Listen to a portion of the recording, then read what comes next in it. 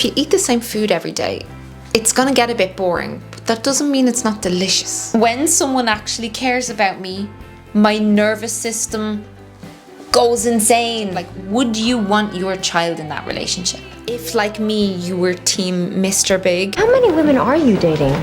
In the tri-state area? And not team Aiden Shaw, this video is probably for you. Beautiful dreamer, wake unto me. I will stop worrying about being a boring old married couple because we never will be. Are you sure? Right, look, the clip I'm about to show you is from the Diary of a CEO podcast, and it gave me the idea for this entire video. Great love looks boring, but it feels great.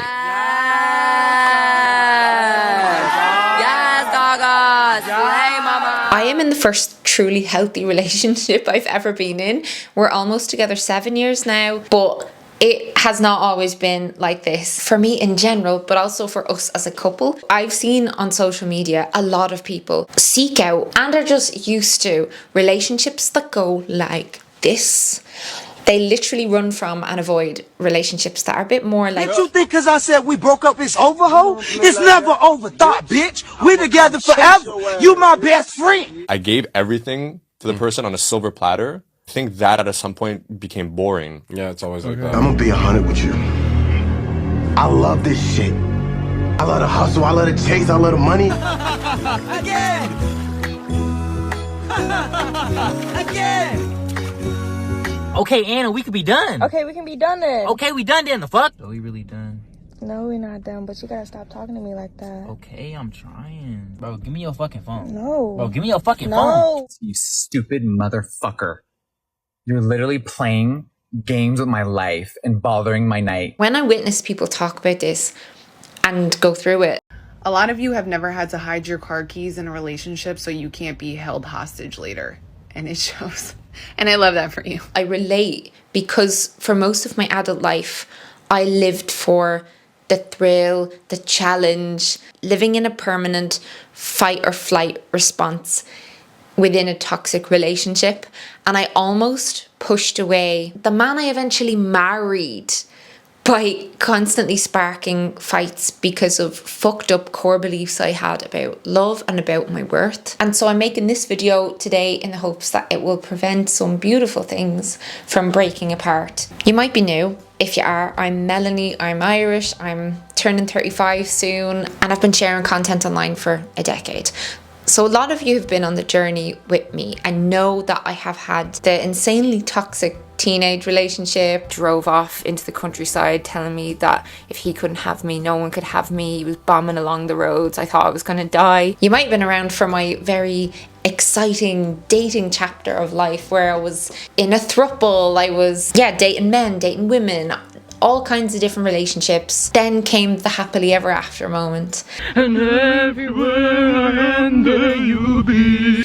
And a lot of you've been here for the after the happily ever after, and you know, my husband and I sharing things, the stuff that you don't see when the credits go black at the end of a fucking rom-com. The eyes are glazed over and I'm cleaning and I'm changing nappies. Do you two get alone time, if you know what I mean? No, I don't know what you mean. I don't know what you mean. Do you mean going to the bathroom? Because no. I get a lot of questions from yous about your relationships, like asking my advice about your situations. Like I'm an agony aunt. You remember the magazines and you'd have like the agony aunt page. But the thing that comes up time and time again in messages is the word boring. Y'all are out there dating Lon. Take your time, do whatever you need to do. But wanting Noah. If you leave here, I hate you. Well, that's what we do. We fight. I don't know if he can meet all of my needs. I need more excitement than this. My relationship is stagnant. I can't help but compare it to the passionate relationship I grew up expecting to have. I've been in the dating game for 12 years. Time after time, I lose the butterfly feeling and immediately start to pick my relationships apart, sabotaging them before they've even had a chance to truly begin. It's like I think I want Jack from Titanic. I can't turn away without knowing you'll be all right. But then I end up annoyed that he's not more like Yes, Cat. you are, and Can I just say, I love that you know me so well. Like, I love me a film reference. This next one really nails what we're going to be talking about in this video. This is my favorite. I am addicted to feeling like I'm on a roller coaster when I'm seeing someone. Secretly, it's a massive turn on to be making up from a fight, so I nearly go looking for conflict. When I was in something healthy, secure, safe and consistent, it literally just felt doomed from get-go. It felt uncomfortable.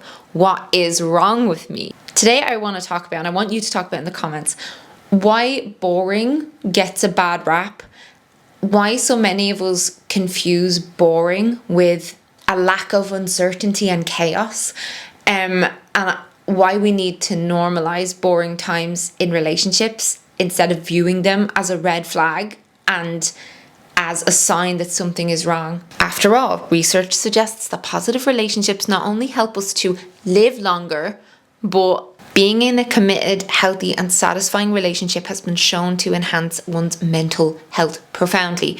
Yet, in a world of online dating and Tinder, people are, for one, less likely to commit than they ever have been before, but two, so many are finding satisfaction in the pursuit of fixing someone, in the drama and inconsistency of toxic relationships. I hate you! I hate you!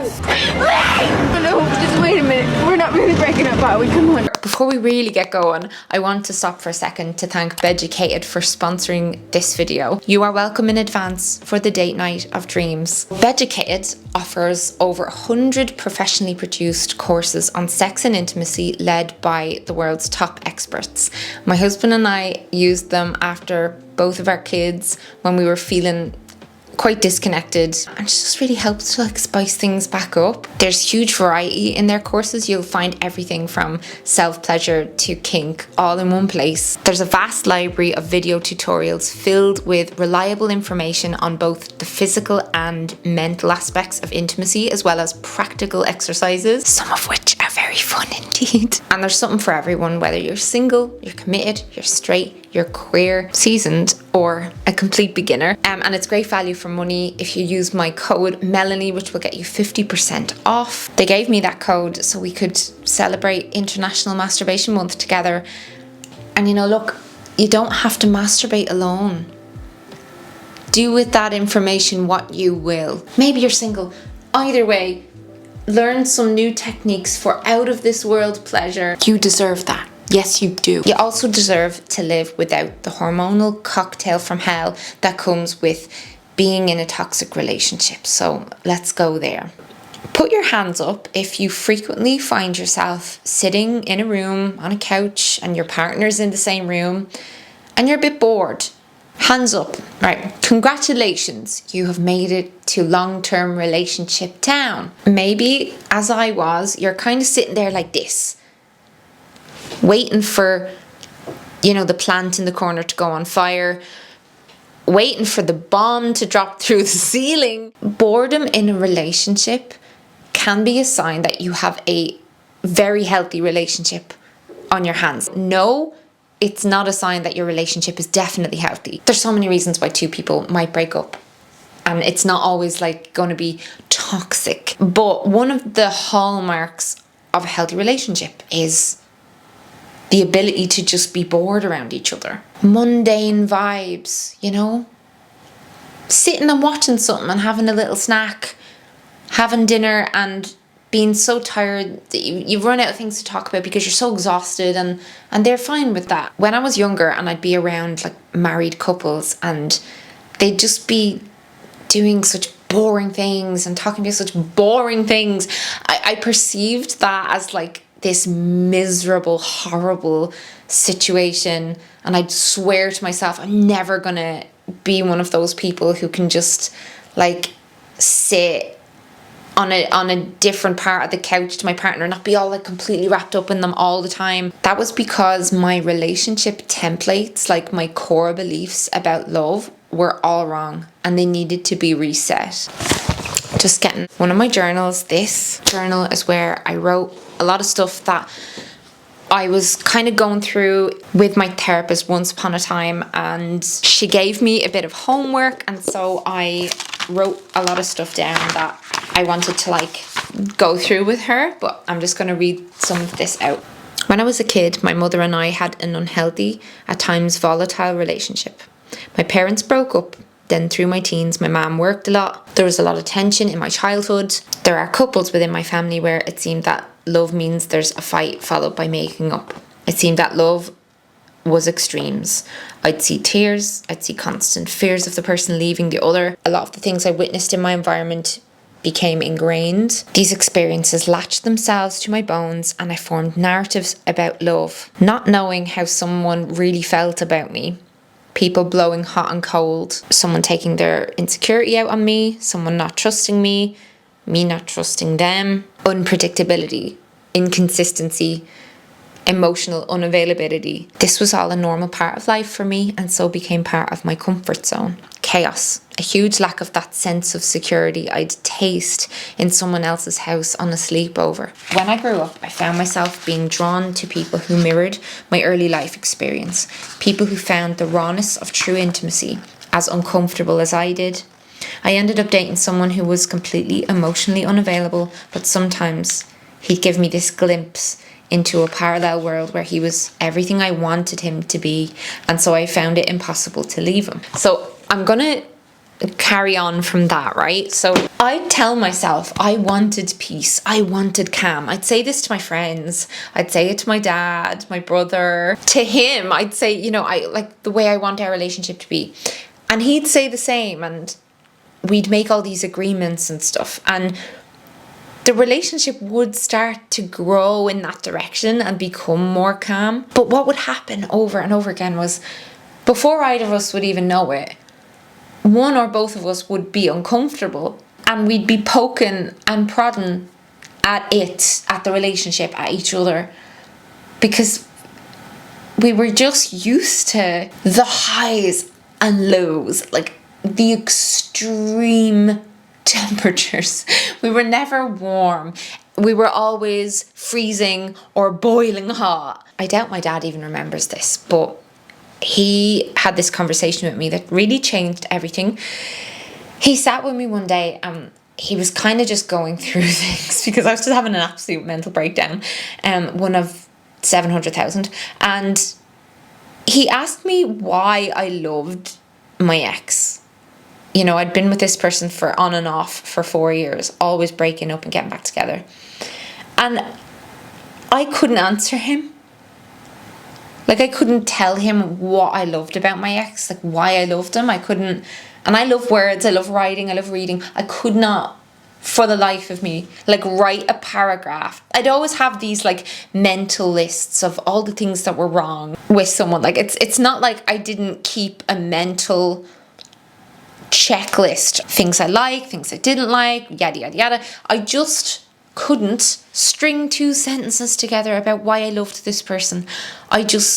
My answer was just, I just love him. I just do. Me there thinking that was some romantic thing. To say that you just have a love feeling and not be able to verbalize why you love someone, like, you know, I knew that I had that feeling mainly because I had memories with him and I was used to his smell and that kind of thing. But really, I loved the idea of who he could be or who he was, like the idea of him based on the rare lovely moment, like the odd thing he'd say or things he said years back, or just like, you know, in these kind of toxic situations there can be lovely pockets and lovely moments, and they can be these partners in these kind of relationships can have their super charming, lovely, endearing moments and qualities, but that was not the reality. That wasn't like his actions. It was the odd thing he'd say versus like the things he would actually do. It was who I thought he was versus who he was. Even that love feeling, I loved more so just like the hope he gave me. Years later in therapy, what the therapist told me was going on there was that I was hoping to have a second chance at not doing over certain childhood things, because it was a dynamic repeated from childhood. He was repeating these past experiences and things that did deeply scar me, and I didn't even realize that they had.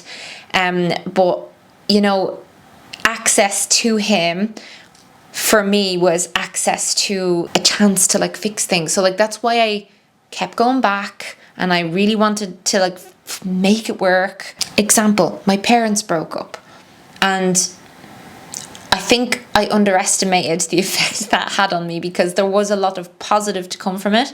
And for a few years, I was a bit leaning into the kind of toxic positivity and trying to always see the good and the silver linings and stuff, without really addressing trauma or addressing, you know, the scars, like just ignoring the fact that they exist. But like there you have this relationship crumbling apart, and like my child brain was there with the sellotape, like, let's hold this together, let's do it better this time, let's, you know, my mom and myself, like we had these amazing moments during my childhood, like just a lovely Christmas Eve, or like a big laugh on a Saturday night with a takeaway and watching a movie.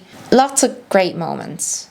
And it was like that with my ex. Like when it was good, it was really good. But like with my mom, in between those moments, there was just a lot of miscommunication, a lot of tension and fighting. And little Mel was just trying to put things right, getting this second chance. It was familiar to me. It was the same kind of like dynamic. So much of my childhood is like being repeated, and I'm hoping for a different outcome this time, because that gives that sense of control. I wouldn't undo my teenage relationship in a million years. I wouldn't, because I learned so much from it. I learned that I should never let someone mistreat me, and that I should be a better partner too. It really taught me that what matters most is how someone is at their worst, not how someone is at their best.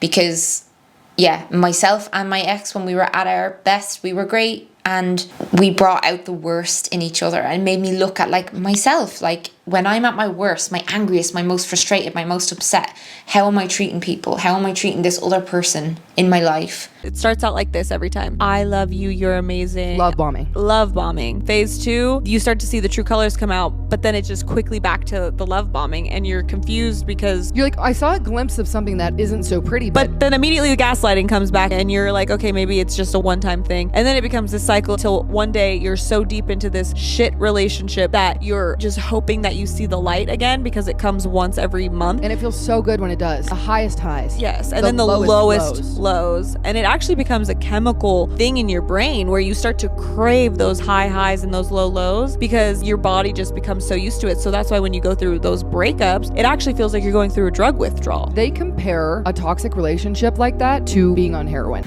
Then when I was around 20, I was in another long-term relationship for a few years, and that it wasn't toxic, but it wasn't healthy either.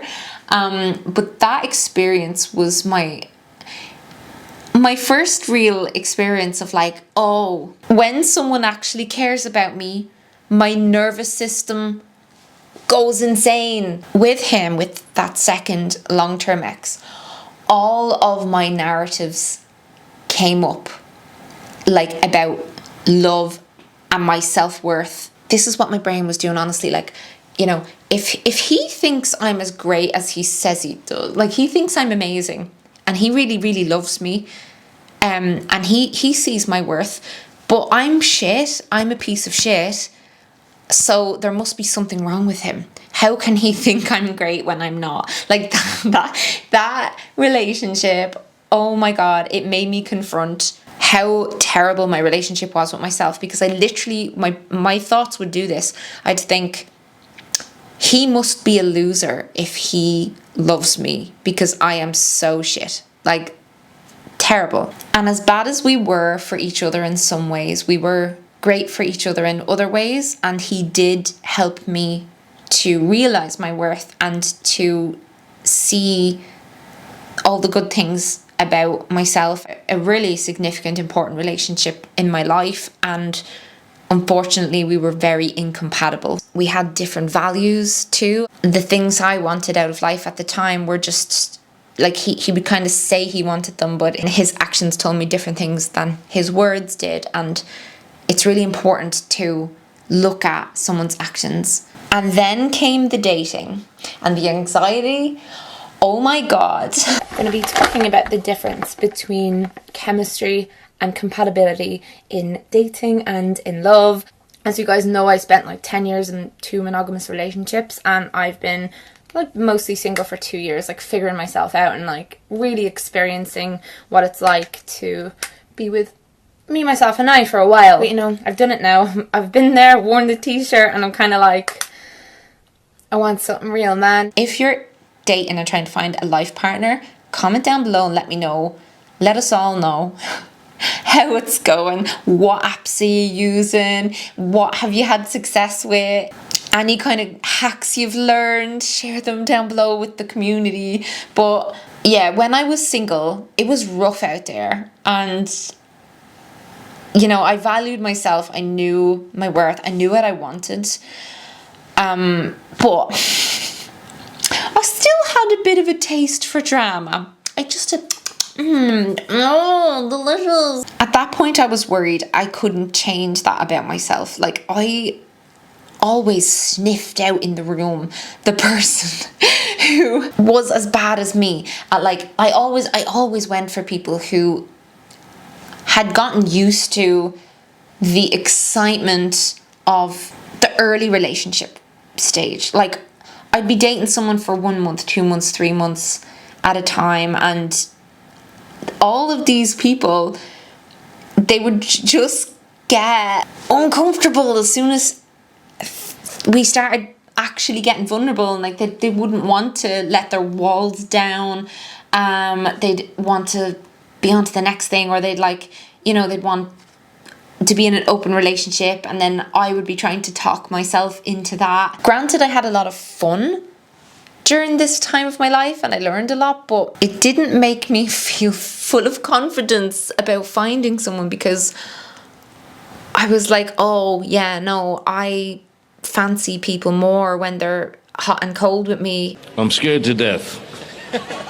I'm frightened and I don't know what to do. I'm confused and I want to go home. Like many of you have said, I just felt more used to things being like a roller coaster and there being tension and arguments and fighting. And I had some big wake-up calls during this time. I became very close to certain friends and we'd have these really deep conversations about my patterns and my habits with dating. And, you know, I was reading a lot and just living my life and becoming the person that I have turned into. But that's kind of around the time when I started setting some rules, some like drawing lines in the sand. And one of them was, if from the start, you know, if I was dating someone and if early in the relationship I had any sense of like, there's things here I have to fix about this person, or like, you know, I'd just get a sniff, I'd get a smell that this person doesn't know what they want. This person has a lot of shit around relationships like me.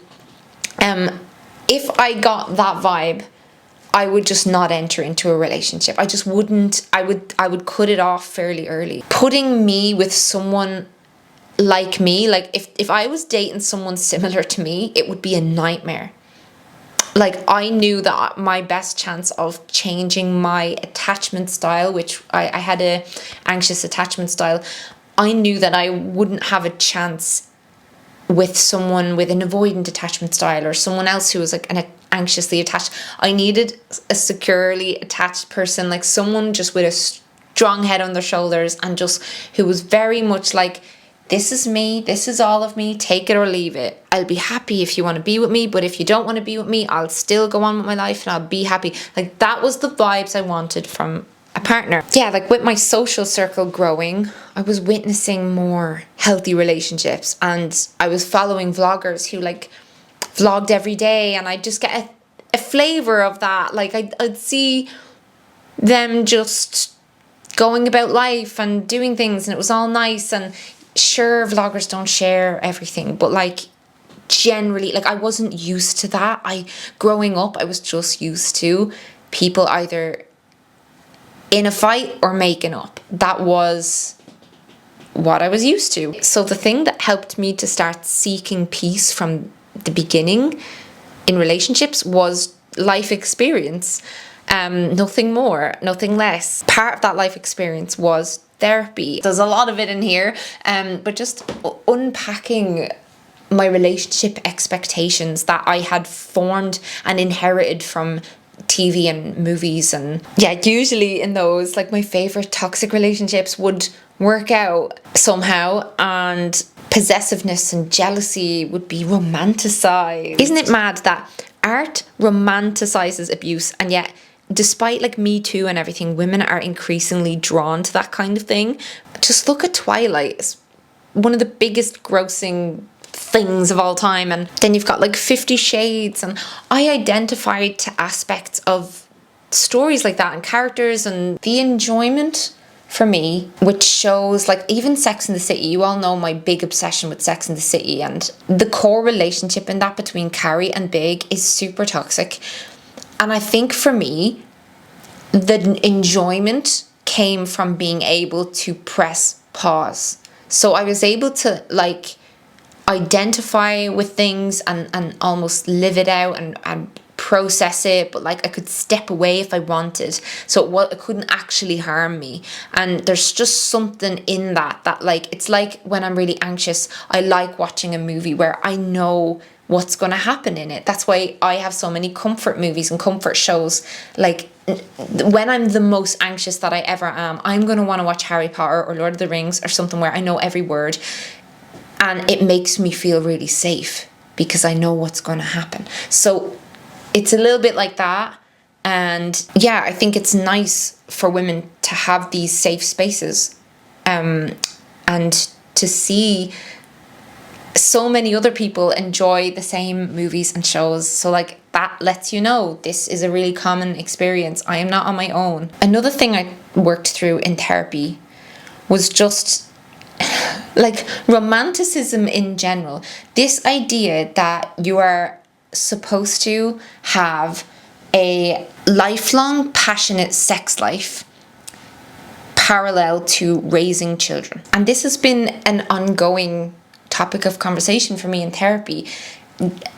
The expression of love being sex, and just the kind of societal picture that you should be shagging all the time, or something is very wrong with your relationship.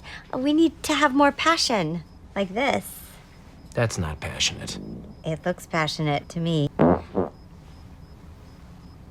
What is she doing? Okay. Oh my God. We are fed from every angle that frequent, spicy, penis in vagina sex is what signifies the health of a relationship. And it's just such horse shit. And, you know, for years I swallowed that. I believed that. And as a result, I would fake orgasms. Reminder of my code for Beducated down below. Never have to fake an orgasm again. I would perform in bed in these toxic relationships that I would enter into, and I would have sex when I didn't want to. Through a lot of like really digging deep, I realized I didn't want a lifelong relationship that was just built on sex and sexual attraction, especially because the couples that I was like getting to know and stuff in my late 20s that I admired the most, and they had the most beautiful, romantic, loving, gorgeous relationships and connections, like they clearly were not, you know, you're in a restaurant and they're clearly not like running into the bathroom to like ride each other in the wheelchair bathroom, you know, like that's the kind of thing. When I was a teenager, I thought like, oh, you know, if he really wants to have sex with me constantly, like that means he really loves me. I did have such an issue for years with mistaking sexual desire for love, vice versa, and just thinking that less frequent sex meant the end was nigh. 8-10 years ago, I started consuming content by people like Esther Perel and realizing that the person I was going to choose to be with in a relationship, this kind of healthy relationship, this picture, rewiring my brain to have this new vision of a healthy relationship. I knew that they weren't going to ever be my hot lover / best friend / co-parent / household manager / personal comedian / intellectual equal / accountant / massage therapist. I knew I couldn't find everything in one person, and no one would find everything in me. And that took a lot of pressure off me and made me feel less like I had to be something that I wasn't. So it was this double whammy of amazing. Enter Thomas. Along comes Thomas. Thomas, who had been in my life for years. We're not allowed in. That's not very fair, is it? These rooms are made for people who have an entourage.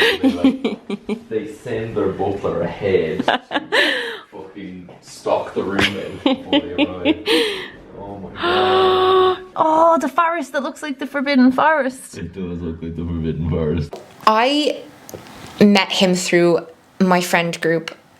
I would go to parties, and he came into that friend group through school, and I came into that friend group through my cousin. My cousin knew these friends in this town, so I got to know all them through him. And so I was about 16 when I started being friends with these people. He was about, I think maybe 16, 18 or something, but he's younger than me. So I met him when I was 20, he was 18, and I was in a relationship and he wasn't, and he was much more shy back then. But we sparked straight away. We fancied each other straight away, and a few times over the years, one of us would be single and the other one wouldn't be, and I think I just always respected that if he was with someone, he would back off. He wouldn't be messaging me on Facebook, he wouldn't be tagging me under things online or trying to talk to me or spending the whole night with me at a party. But when he was single, he always would. So there was always just something there, but there was never the opportunity for us to really pursue it. Now, there was one time where I was dating someone, but it was an open relationship, and Thomas was really trying to make something happen. This was a New Year's Eve, and he was trying to for us to have the New Year's Eve kiss. I was very worried that he would hurt me or I would hurt him, and then that would hurt our friendship or our friendship group. We weren't best mates, but we saw each other and spoke to each other regularly enough that I would call him a friend. And it was just I was just so scared because nothing had ever worked out for me before, obviously. And when he came into my life, when we did kiss each other, and that was just purely oh fuck it, let's just kiss each other. And I didn't really expect much to come of it, but here's this guy who I'm so attracted to. He's kind. He's being really vulnerable and open with me. He wants to see me grow. He loves when I succeed. He's so supportive of everything I'm doing. From the very start with Thomas, there was no bullshit. He was just very much this is me. He'd be nice to my dad, I could tell he had great conflict resolution. He just treated people well. He was a hard worker, but we were just getting on so well, and it was just so great in every way, and there was no just no bullshit. And I couldn't really believe it, but I thank you to past me for going with it, but I went with it. And thankfully, didn't miss the boat, and we started going out. So we're in a relationship, and it's just brilliant. Love lifts us up where we belong. There was grass, and my feet were cold, but now he's just still carrying me. Something. And months go by, and it's still brilliant. And I'm he's younger than me. There's no way he wants to settle down with me. Oh, look at these beautiful women who he's studying alongside, and surely he wants them.